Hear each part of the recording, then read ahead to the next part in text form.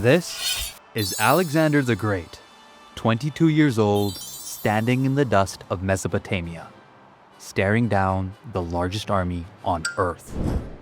Behind him, 40,000 men, exhausted, outnumbered, and thousands of miles from home.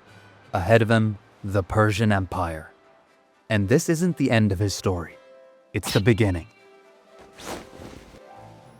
Over the next 13 years, Alexander will shatter kingdoms, burn cities, found new ones in his own name, and march further than any army in history. He'll destroy Thebes to terrify Greece into obedience, cut through Asia Minor, face the great king of Persia in open battle, and push his soldiers to the edge of the known world until they finally refuse to go any further. Along the way, he'll be hailed as a liberator, crowned pharaoh, worshipped as a god, and feared as a tyrant. By the end, he'll rule an empire with no heir, no borders, and no plan for what comes next. So how did a brilliant young king conquer the world and lose it just as fast? Let's begin. Alexander was born in 356 BCE at the royal palace of Pella, the capital of the Macedonian kingdom. His father was Philip II, the king who turned Macedonia into a military and economic powerhouse that came to dominate a fractured Greece. From the beginning, Alexander was trained for command. And in Macedonia, that meant one thing: learning how to be an absolute unit on the battlefield. At 13, he was sent to study under the legendary philosopher Aristotle. He spent 4 years at what was essentially a boarding school for the rich kids of ancient Macedon. But his formal education was cut short when Philip found himself caught up in another war. And this time, he wanted his son by his side. The prince wasn't one to simply keep the seat warm. Alexander put down a rebellion at Madon, founded a city named after himself, Alexandropolis, and rode out to join his father in battle, where he reportedly saved Philip's life. Not bad for a teenager. Philip came home and remarried. A new wife meant the possibility of a new heir, one who wasn't Alexander. At the wedding banquet, the bride's father stood up and proposed a toast. "May the throne soon pass to a legitimate successor." Alexander snapped and hurled his cup at him. "Are you calling me a b-?" Philip was furious with his son's behavior. Absolutely hammered, he drew his sword and lurched toward his son, then tripped and collapsed onto the floor. Alexander looked down at the king of Macedon sprawled at his feet, and delivered one of history's greatest burns. "Behold, the man who plans to march from Europe into Asia, unable to walk from one seat to another." He was promptly forced into exile. The two reconciled 6 months later, but the tension never fully faded. Within a year, Philip was stabbed to death by his own bodyguard, who also happened to be a former lover, at his daughter's wedding. Yeah, this family really knew how to throw a function. Alexander was immediately crowned king. Then came the purge. Anyone who could possibly challenge Alexander's claim, dead. Soon, nobody within Macedonia could challenge him. For his first act, Alexander calls together the League of Corinth, a federation of all Greek city-states except Sparta. With Macedonia at the head of the table, this had been Philip's clever way of controlling all of Greece and building an army for his dream of invading Persia. So Alexander makes it clear, nothing's changed, only now he would be the one giving the orders. So Alexander heads back to Macedonia, stopping to beat up some rebellious local tribes on the way. During one of these battles, he gets injured. Nothing serious, except the rumor mill goes crazy, and suddenly everyone thinks he's dead. When this reaches the city of Thebes, they start celebrating and declare independence. Big mistake. Alexander books it, reaching Thebes weeks before anyone thought possible. "That can't be Alexander. He's in Thrace." "Yep, he's dead." "Guys, I think it's him." Alexander was very much alive and very angry. His army rode straight in, crushed the resistance, burned the city to the ground, and enslaved the survivors. Message received. A lasting peace was established. With all of Greece and the Balkans secured, Alexander turned to his father's unfinished dream: Persia. Alexander claimed he was defending Greece from Persian aggression. In reality, he just wanted to conquer the entire known world, and Persia was in his way. Philip had spent years building the foundations for an invasion: a disciplined army, elite cavalry, supply lines designed to survive deep inside enemy territory, and the best heavy infantry in the world. Macedonian infantrymen were trained to use 15-foot-long pikes called sarissas. With these pikes, you could have ranks of men jabbing the enemy, holding them in place. Facing the sarissas tended to be an exhausting, miserable experience.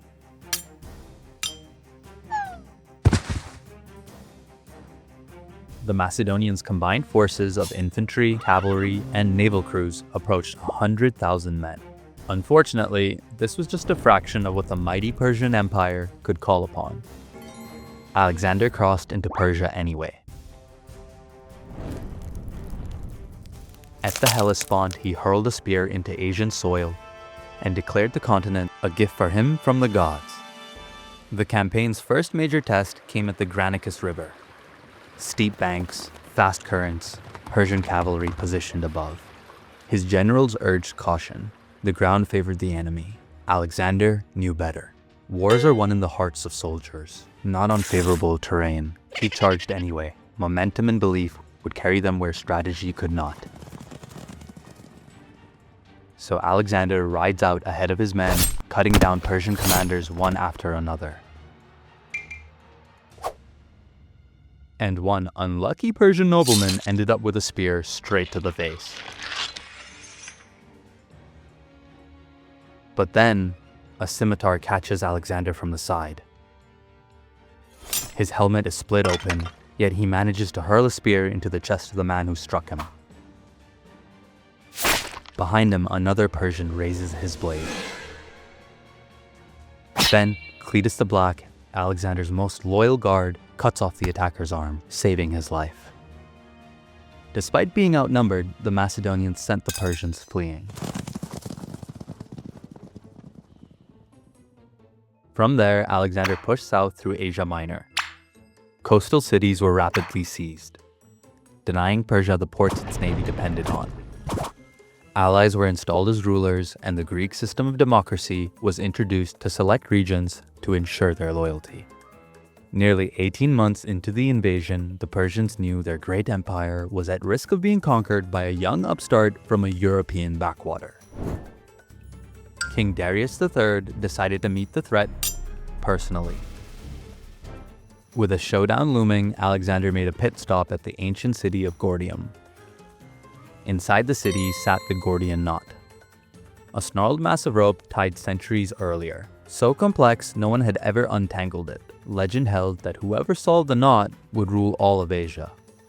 He paused to examine the problem, then drew his sword, cutting straight through the knot and declaring, "I have undone it." The story captures something real about Alexander's nature. He always found his way to the heart of the problem. And so, thanks to his leadership, Macedonia controlled most of Asia Minor. Now they prepared for the second major battle of their campaign. The two armies met just south of the city of Issus, near the Pinaris River. Once again, Alexander found himself on the wrong side of the water. Only now, the terrain was worse. Marshy ground, uneven hills. To make matters worse, the Macedonians were nearly outnumbered 3-1.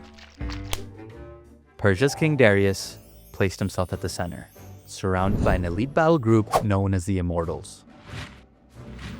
Guess he didn't want to run a 1v1 against a young man wrecking his empire. The Persian cavalry assembled on the right flank.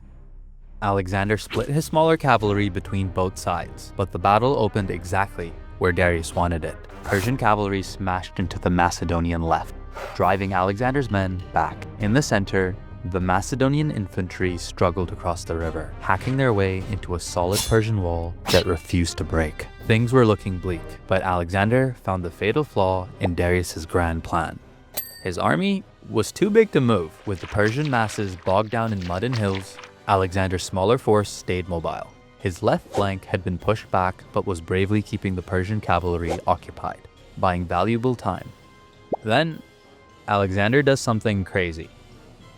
He takes the companion cavalry, basically the Macedonian special forces, wheels around and charges straight at the Persian command. The Macedonian cavalry slammed into the Persian flank, punched through, and tore a hole straight toward the center.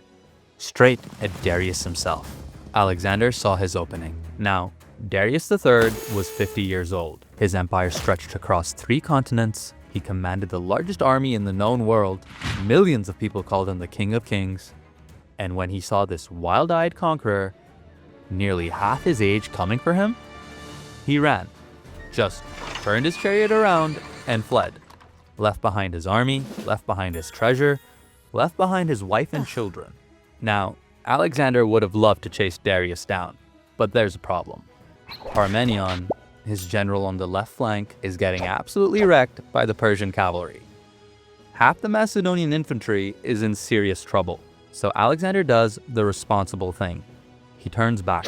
His cavalry slammed into the Persians from behind, the infantry pressed from the front, the Persian army surrounded. What followed was a bloodbath. By nightfall, 40,000 Persians lay dead for just 500 Macedonians. Darius, defeated and desperate, sued for peace, offering up half his entire empire. Not good enough. Alexander was coming for everything. He continued south, taking Syria and the eastern Mediterranean coast. Alexander had conquered Persia's armies, humiliated their king, and looked really cool doing it. But there was one teeny tiny problem. Persia still had a navy, and as long as they had a navy, they could just sail around him. Have fun in Persia. We're going to go invade your home. Wait, what? So Alexander did what Alexander does. He marched down the Phoenician coast, modern-day Lebanon, and started taking city by city. Sidon? Yes, sir. Here are our ships. Please don't hurt us. Byblos? We surrender. Take everything. You want my wife? Take my wife. I don't want your... Take her! And then there was Tyre. Tyre was rich, fortified, and sitting smugly on an island nearly a kilometer offshore. Its walls rose almost 50 meters straight out of the sea, bristling with catapults.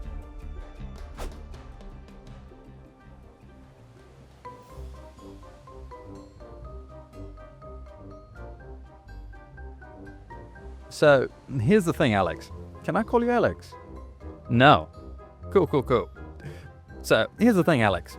We're not gonna surrender. But, and hear me out, we're also not gonna fight you. We just want to stay neutral. You know, wait and see how this whole thing plays out.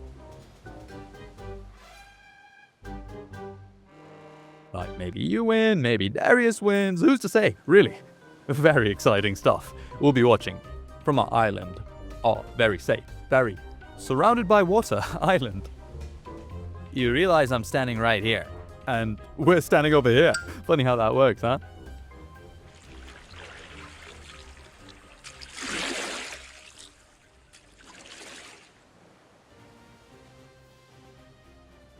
Okay, but genuinely, what's he gonna do? Just make land? A kilometer of earth? Lunatic. 1 week later. Is he making land? He's not making land? No. It looks like he's making land all right. And so, a game of cat and mouse commenced. Archers, shoot anyone building the road thing.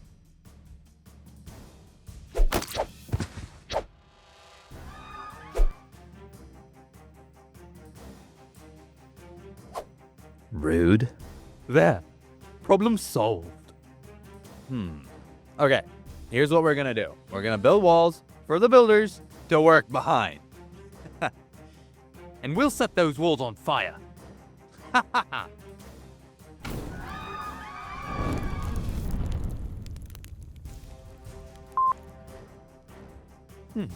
Water. Douse the walls in water. Haha, problem solved. Cool. Cool. That's fine. This is fine. Completely fine. Sir, are you alright? Burn it. Burn all of it. Well, that wasn't very nice of them. What? How? Morning. We rebuilt it. Made fortifications. Tripled the guards. And added a juice bar.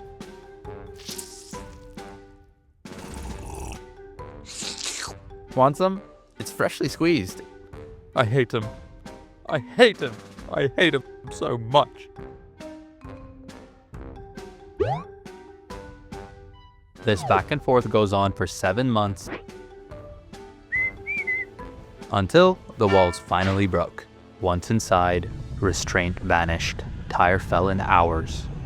Thousands were killed. Surviving fighters were crucified along the shore. The city burned. Only those who had taken refuge in the temple were spared. Tyre became a lesson, another Thebes. From there, the Macedonians marched south towards Egypt, meeting resistance one last time at Gaza.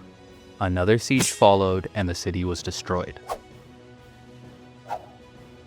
The great conqueror now had the chance to stretch his vast empire into a third continent, Africa.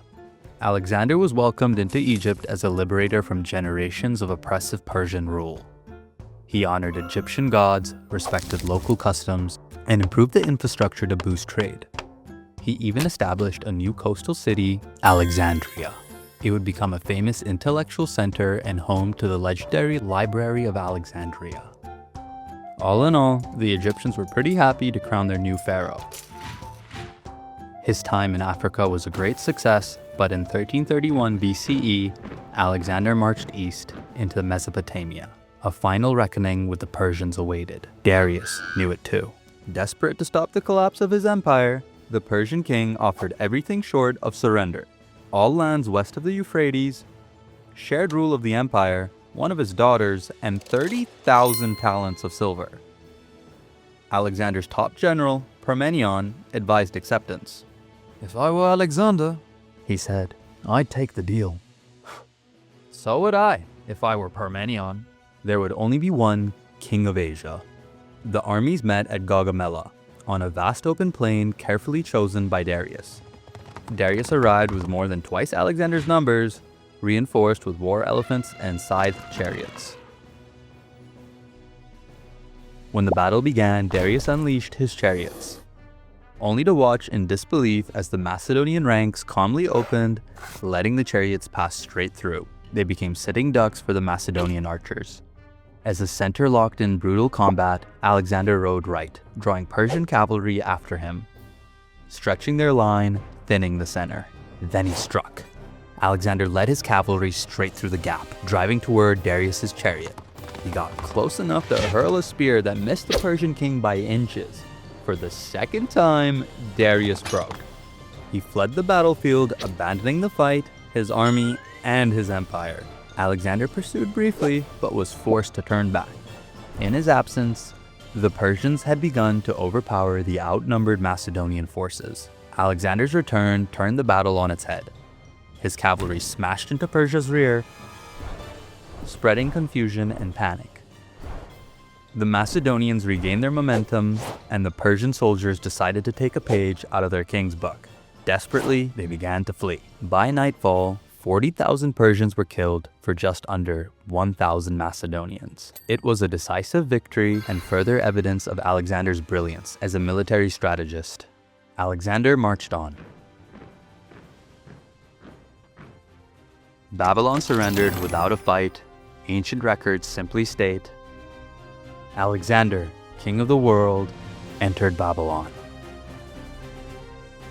The Persian capital fell soon after. After months of celebration, Alexander knew he had to get back on the road. Darius had fled east, reduced from great king to fugitive. Eventually, even his own followers turned on him. Betrayed by Bessus, a governor meant to protect him, Darius was stabbed and left to die in a wagon. Bessus then declared himself the new ruler of Persia. A state funeral was held for Darius before Alexander set off after Bessus,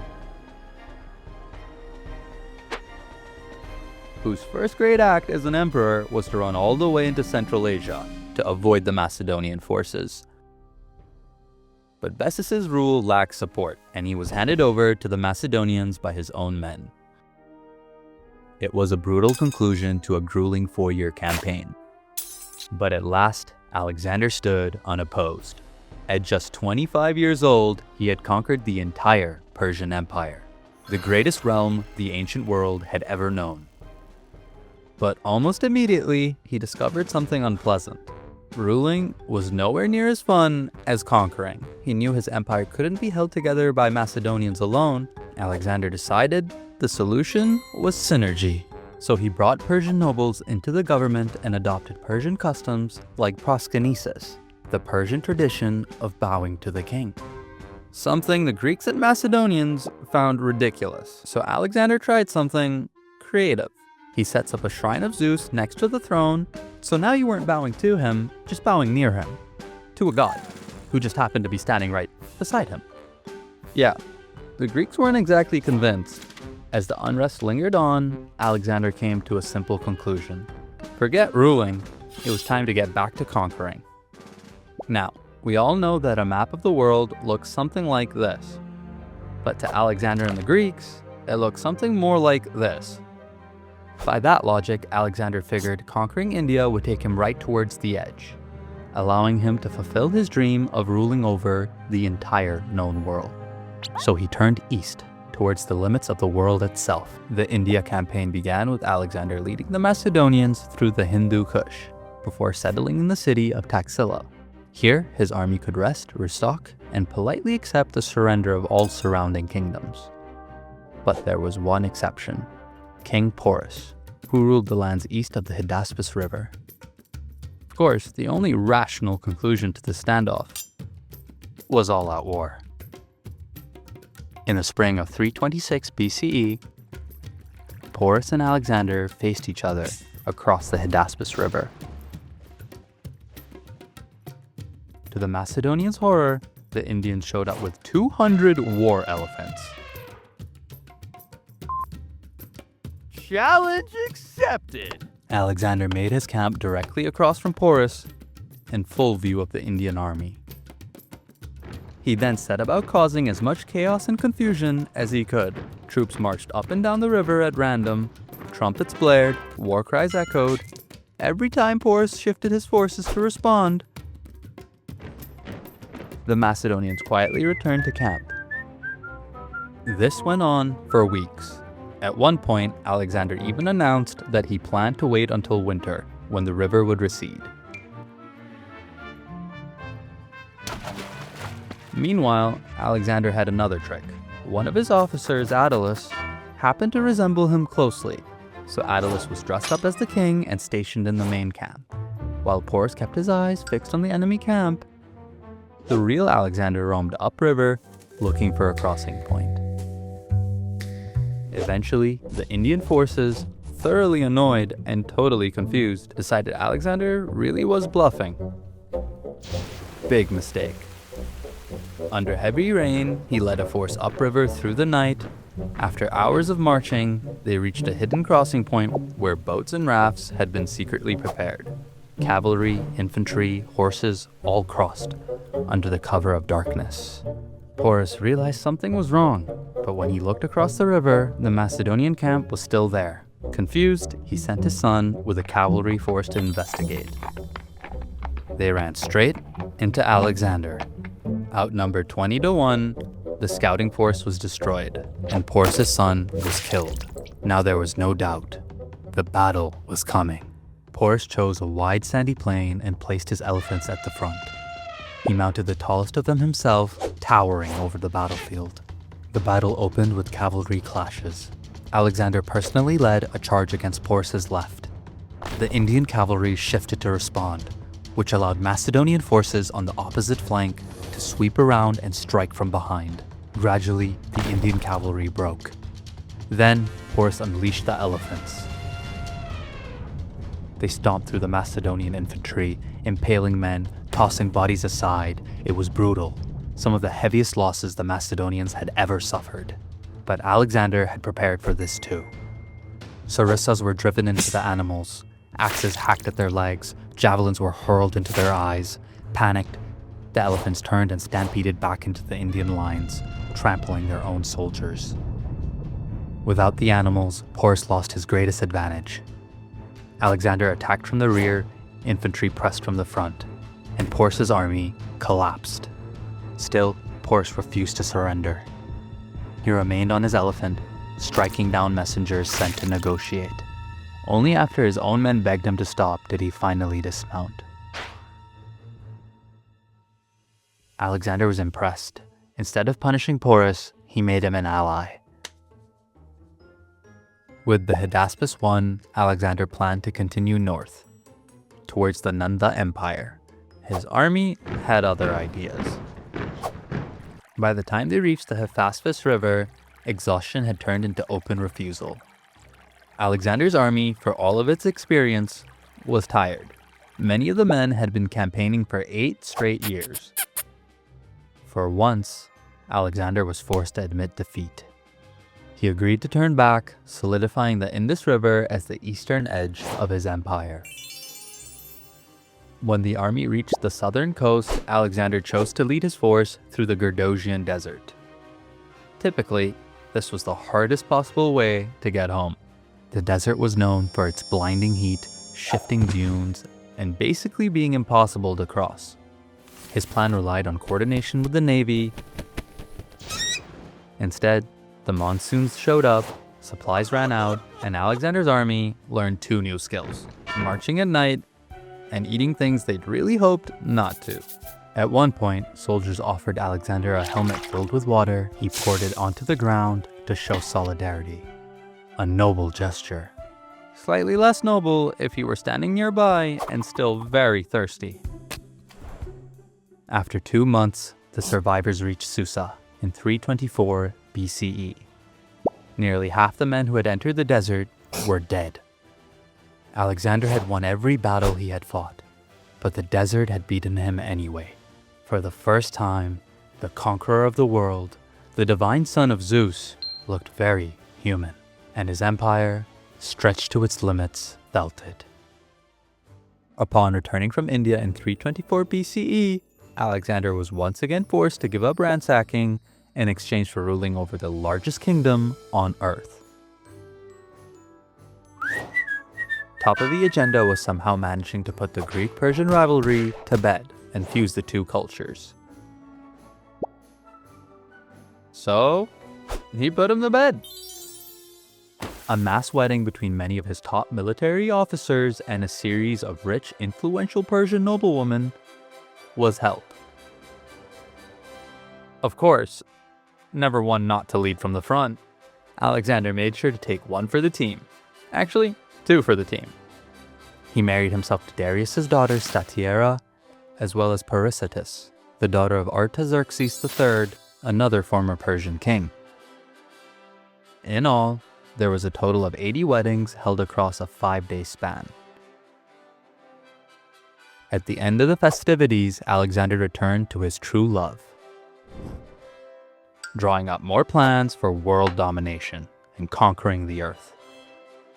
He set his sights on the Arabian Peninsula, which would allow him to gain control over vital trade routes, and also bring him a step closer towards ruling over every square inch of the planet. But the king would never leave Babylon again. In the summer of 323 BCE, Alexander and the lads went on a 24-hour binge drinking session. Every frat bro's dream took a dark twist when Alexander came down with a heavy fever that left him completely bedridden, barely able to speak. For nearly 2 weeks, Alexander clutched onto the last threads of life. But it was a futile effort. At the age of just 32, the king of the world, the greatest conqueror history had ever seen, was fading. His top generals and friends crowded around to hear his last words and wishes before he left this earth. Alexander, to whom should the kingdom go? To the strongest. Yeah, this wasn't exactly the wisest thing to say to a group of the world's most hardened military generals.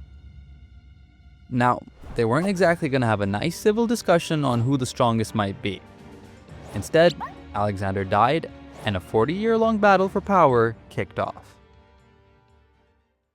Alexander the Great, the most renowned to bear such a moniker, left the world undefeated. His ambition had not bowed to any frontier. The only boundaries he accepted were those God had laid upon the earth, and he meant to find them. Governed by this pitiless drive, he overcame the unthinkable. Outnumbered armies, impossible sieges, unknown lands. No challenge was too great, no fortress impregnable. He charged headfirst into danger, his bravery an inspiration for the men behind him. On campaign, he marched at the front. In siege, he labored with his men. When they suffered, Alexander shared their thirst and toil. This compulsion to conquer overcame every obstacle placed before him. The strategy was brutally simple. Just do it. Do it outnumbered, do it exhausted. Do it across deserts, walls, and oceans. Just get it done. Oh, and remember, stay curious.